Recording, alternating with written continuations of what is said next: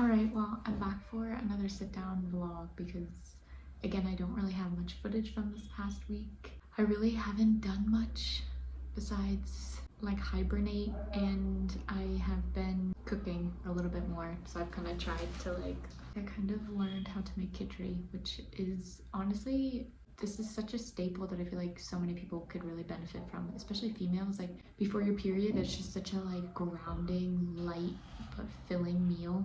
Anyways, this week I finally got my blood work done and I got the results back, and obviously I knew something was wrong. I could tell that something was off in me, but that was such a frustrating experience because I am such an active person and I am also very hard on myself, and so feeling internally drained was such a difficult experience for me because I lost all of my grounding things, which is going for my walks, doing my yoga, keeping busy. That's part of how I kind of ground and stabilize myself, and not having the endurance to do any of that was really mentally challenging on me. But so long story short, yes, my blood levels are low, my iron is low, my B12 is low, and my vitamin D is low, which aka why I have felt like literal crap the last 2 months, specifically this last month. And I will say that it was really nice to finally have answers, but it's also why is my body so depleted? And I've kind of been trying to think about it, and I think the truth is that I think my body has been depleted for a while now, but I have never slowed down enough to fully allow my body to not be running on adrenaline and not be running on my reserves. And the blood work did kind of show that because your blood work is really complicated. I'm not even going to try to act like I know all the nitty gritty about it, but essentially your body has a reserve tank for your iron, and you can get a test done that says how hungry your blood is for iron, and mine was really elevated, meaning that my body has been functioning off of reserve for a while now. And when I really think back on it, I think the truth is, if you saw one of my vlogs back when I was in Rishikesh, when I had first gotten back from Pune to Rishikesh, I got sick and it just totally wiped me out. And I remember thinking why is this little cold completely wiping me out? And I think the truth is, I think my levels were low at that time, but I wasn't paying attention or listening to my body. And so I think over this last month, my body has just gotten really loud with its symptoms, trying to let me know that something is not right. Because one of the things that started happening that really started freaking me out is that where I'm staying, it is a little bit colder. It's not freezing, but it is a little bit colder. In some of the mornings when I'd wake up, my fingers would turn pale from no blood flow, and then the tips of my fingers started turning blue. And I was when that started happening, I was okay, something is really off. The fatigue, the shortness of breath, the low energy, I was all kind of am I out of shape? Am I not? Which is not true, and I knew it wasn't true. And then I was just feeling so low energy, and I'm I've been depressed before. I know what it feels like to feel mentally drained, and I knew that I didn't feel that way. But I also, I don't believe in coincidences. I know everything is happening when it's supposed to happen, but I started reading this book, The Artist's Way, 2 weeks ago, and one of the activities is the morning journals, and it has been kind of crazy to see what comes out of my brain. And it's the craziest thing, but I think that I have come so far in my healing. I've come so far past a lot of the trauma that I've been through, but I realized even though I got through it, I was still stuck, still am kind of stuck with that mindset. And so it's been really difficult that it's I finally feel so comfortable and so safe, but I just feel on edge, when's the next shoe gonna drop? When is something bad gonna happen? And I realized that, one, I know this is common with people who have experienced trauma. I am aware of it, but it's a whole other thing to intellectually understand something and then to actually embody it and to let it come through you. And I think that was one thing that I was kind of stuck with my healing, is that, again, I've mentioned this in a past vlog, I'm not against therapy. I really do think that therapy is useful, but I felt with my situation, it was hard for me to just keep rehashing. Like when I would get a therapist, it would just be all they wanted to talk about was like how my son died was affecting me, and how I was moving about my day and things that were triggering me. And it was like, yes, in the initial stages, that's all that my brain could really process was like my son's death and how it was affecting me. But then again, I got to the stage where it was like, it was so painful and just not productive to just keep having these thoughts in my brain. And so I had to start creating a life outside of that. And I'll never forget, I had one therapist who, I know she didn't mean harm, but I also know that, if you don't go through something, you just don't really understand it. But, I was moving past and my son's grief, and this was probably like a year after, maybe a year and a half. And I had started dating, and I remember trying to have that conversation with my therapist, and she just framed it as like, do you really think that you're in the right mindset to be dating? But it's like, at that time, it was like, that was what was the next step for me. Like I wasn't in a relationship, that was just kind of like where my life was going. But I'll never forget how much that really affected me to feel like my therapist was judging me for trying to like live my life outside of the grief, which is the whole point of grief, is that yes, it will always be such a big part of me, but I do have to move through it, and I do have to have like other life experiences that are outside of just missing my son. And I think that example, like with my therapist, kind of like showed me that I'm like, okay, I need to like get to a different stage where I'm not just rehashing what happened and keep talking about it, but like living. And that's why I started traveling. Like I know my family thinks I'm crazy, and I know a lot of people don't understand like what my purpose for traveling was. One, I felt the need to get out of the US, but I also felt the need that I needed to like start moving, like just physically moving my life along rather than just like living in the same house that my son died in, looking at all the same things that like were his. Like it was too much. And this is one thing that I don't really feel like many people talk about. I didn't think I was gonna end up sitting here talking about grief, but it is grief in the aspect that when something deeply affects you, or when you're in such a mindset for so long, when you transition out of it, I kind of had this idea that like, okay, once that I get to a healthier space, then I'll be okay. But here I am in a healthier space, and I'm happy. I genuinely love my life.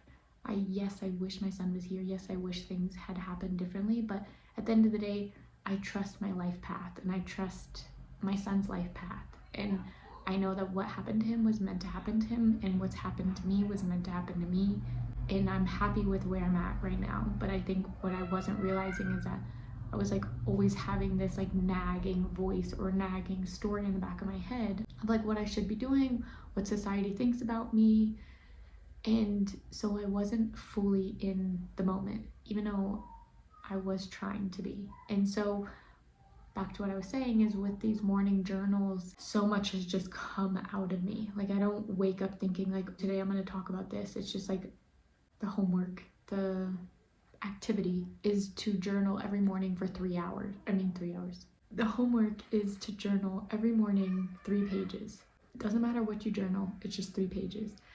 And she even says that like, if you don't have anything to say, you can just say, I don't have anything to say for 3 pages. But that's one thing that's been crazy, is that when I give my brain that space to just dump everything out, I'm just like, whoa, where did that even come from?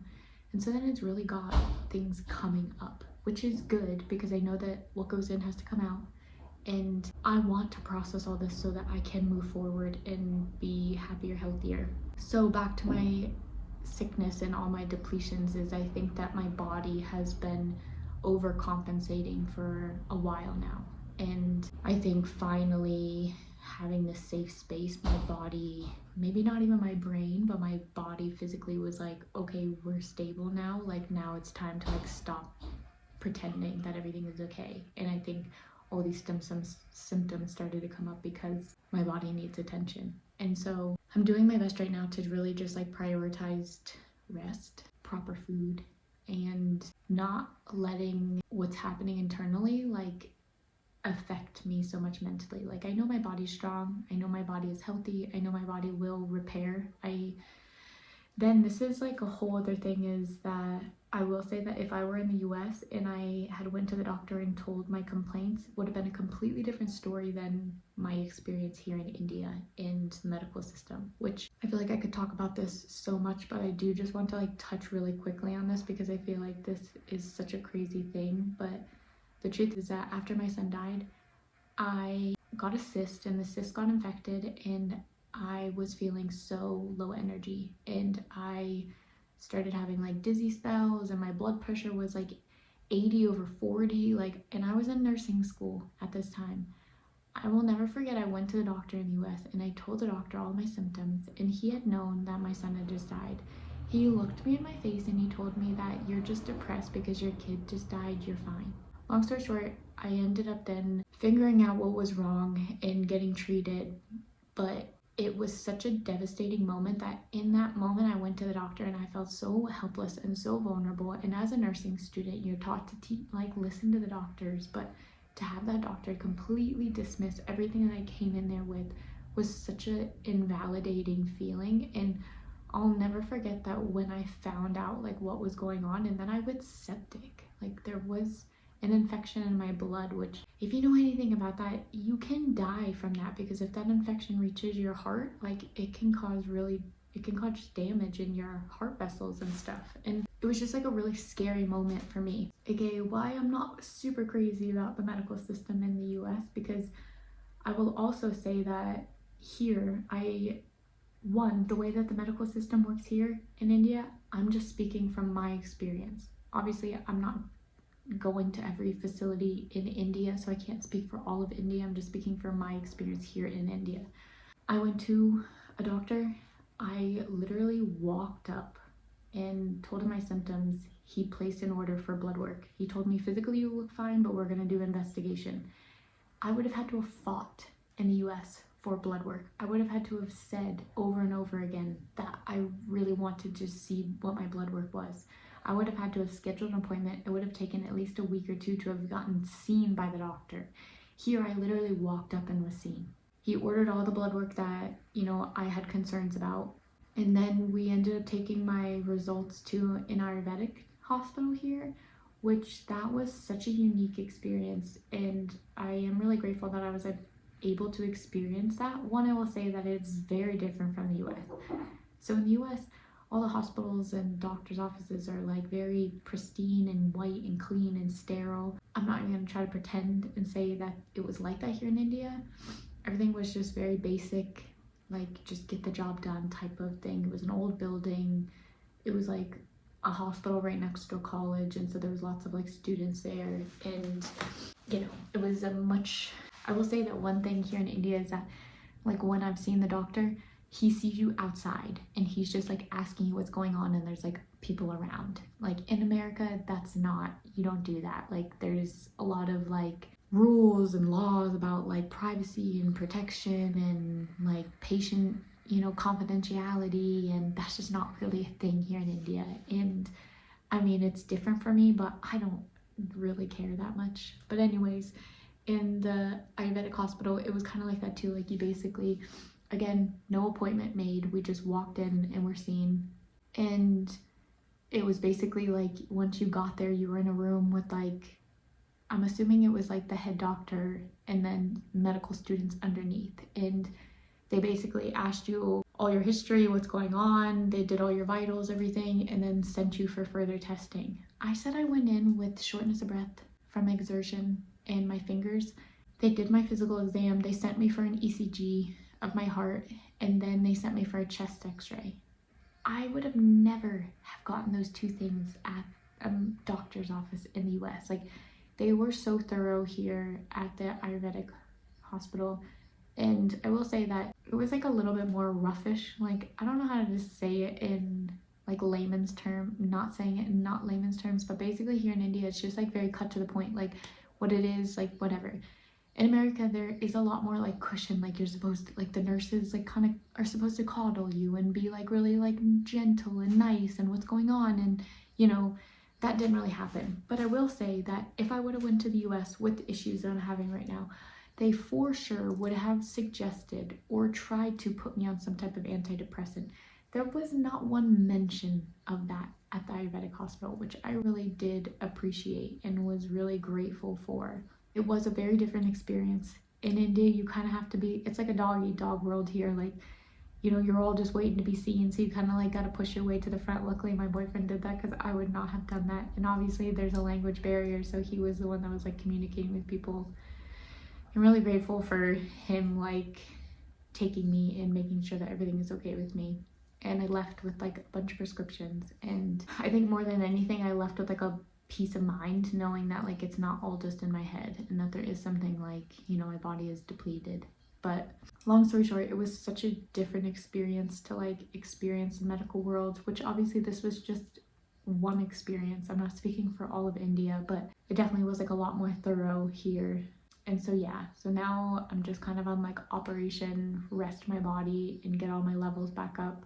I think one of the big things that I realized that is really different is that, you know, in the US, I grew up eating meat, and all my life I have never really been crazy about eating meat, and I'd have to like get forced to eat some type of protein. When I came to India 3 years ago, I did go vegetarian a couple months before coming here, and then I have been vegetarian for like the last 2 years. But in that, I do have a history of anemia, and so I would have red meat occasionally in the US whenever I felt like I was more fatigued or I could feel that my iron levels were low.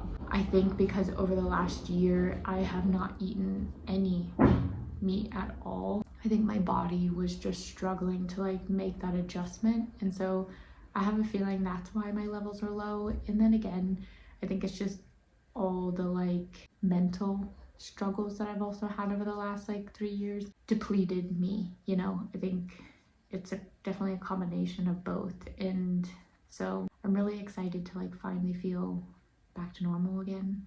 But I will say that this really taught me a lot, and I think the biggest takeaway I have from this is that it is so important to take care of your physical body, because if your physical body has no extra energy or reserve to give, your mental state is just automatically struggling. Like there's just not really like, it feels like you're in a jail. Like I think that's been a really eye-opening thing for me, is to realize that without my physical health, my mental health struggles regardless. And I think as somebody who has always really been healthy my whole life, I will say that I have taken my physical health for granted, and not being able to readily move my body, not being able to exercise like I know is good for me, really opened my eyes up to like taking in consideration people who are not physically fit, people who have diseases or conditions that prevent them from being able to be active, and the mental strain that takes on them. And I also think that it really just like woke me up to like being extra intentional about, yes, taking care of your mental health, but giving your body the opportunity to take care of your mental health. Because like I just said, that if your body doesn't have the energy, you know, it comes from your brain's expense in that sense. So yeah, I don't have too much of an update. I think this was definitely like my turning point. I'm excited to like start feeling better and be back to doing like my normal activities and stuff. But I think this is also a really good reminder that, you know, life isn't always just fun and travel. And yes, I do really enjoy exploring and experiencing new things, but at the end of the day, I wouldn't be able to do these things if I didn't have my physical or mental health. And so I think life or God kind of humbled me to like, you know, remember why you're able to do the things that you're able to do. So giving my body lots of love and appreciation and gratitude, and just taking it easy and knowing that this is part of my healing. So that's all I got for you. Today was a little bit longer, which actually somebody commented last week, like, I miss the longer vlogs. So I'm curious, did any of you have any questions on anything? Curious about like the differences between the medical system in the US versus India, or just any of that. Actually, in my last vlog, many of you said that like you had low vitamin D, low vitamin B12. So I'm curious, like, did you ever find out what made your levels low? What helps them really like reboot? Because one thing I've like started to read is that A lot of them are suggesting for me to have like chicken and chicken liver and red meat to like help get my levels back up to normal, but I'm not really wanting to have any type of like animal product. Curious on any feedback, and as always, thanks for being here. See you next week.